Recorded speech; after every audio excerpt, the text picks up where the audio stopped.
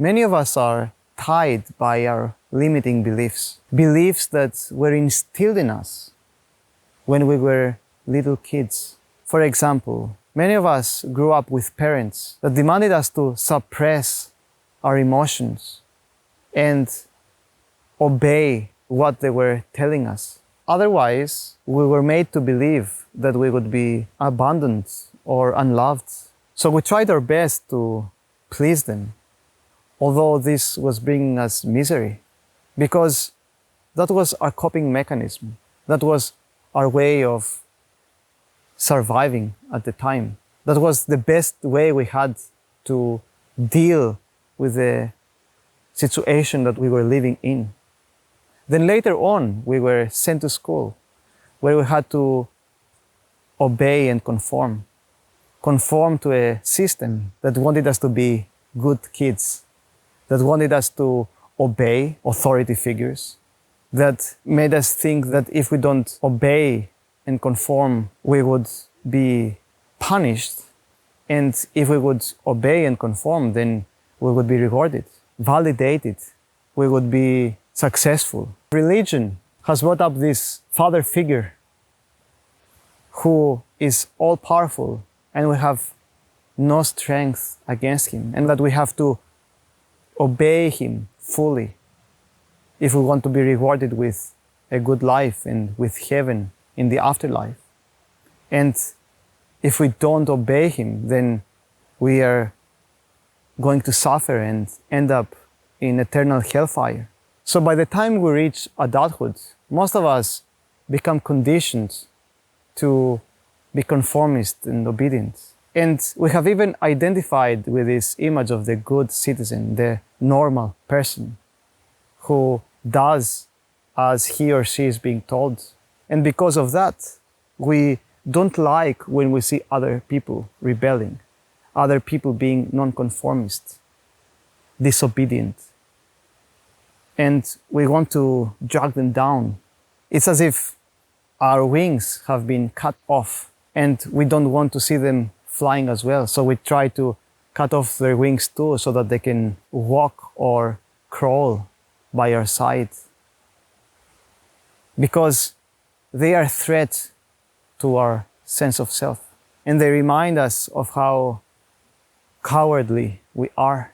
But we are paying a very high price for that because we are suppressing ourselves. We are filling our lives with stress.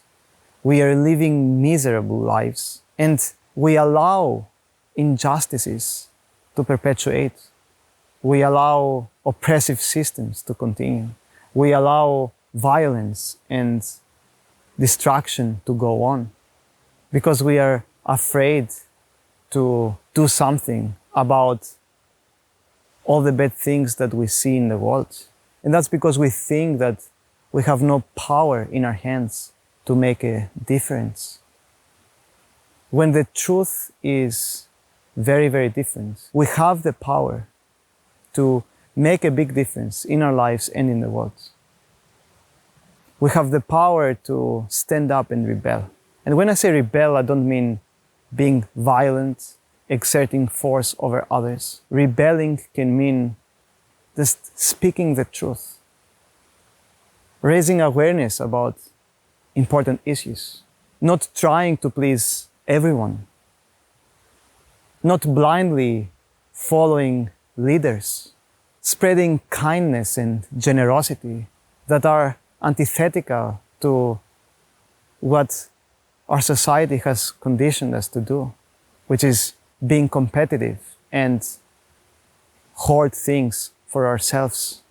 You have so much power to make a difference in your life, way more than you realize. And in this video, I just want to remind you of that. People think, what power do I have in this world? I'm just a single person, an individual. But the truth is that society is composed of individuals. So for society to change, each one of us has to change. This is when social change happens. We individually change and we take action to change the world. In fact, some of the biggest positive changes that have happened in the world were usually started by a few people, sometimes even by one individual, which shows the power that each one of us has. Courage is contagious. It can spread quickly like a wildfire. When we are close to courageous people, we feel more courageous ourselves. So, living by example, embodying the change that we wish to see in the world, can have such a big influence on the people around us. But we have to start believing in ourselves, to start rediscovering the tremendous power that is dormant within us. Now, I'm not saying that to affect change in your life and in the world is an easy thing to do. It's not. To go against the toxic stream of our society is tremendously difficult, but it is totally worth it. Because this is the only way that change happens. If we don't do anything, if we're passively sitting in front of our monitor watching videos like this, then no change is going to happen.